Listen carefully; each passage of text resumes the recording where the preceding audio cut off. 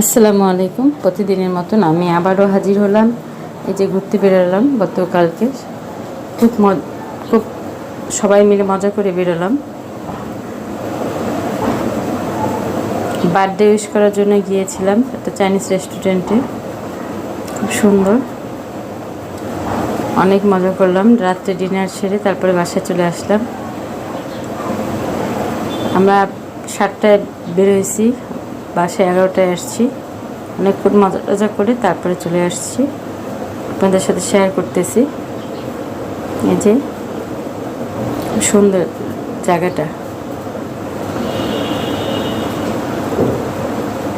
জীবনটা ছোট ভাই, আনন্দ না করলে আর ভালো লাগে না। যে স্যুপ খাচ্ছি, অন্থন খাচ্ছি, তারপরে কোল্ড কফি, হট কফি, তারপরে লাচ্ছি, সব খাচ্ছি। তারপরে ভাত খেয়ে চলে আসছি। সবাই দোয়া করুন।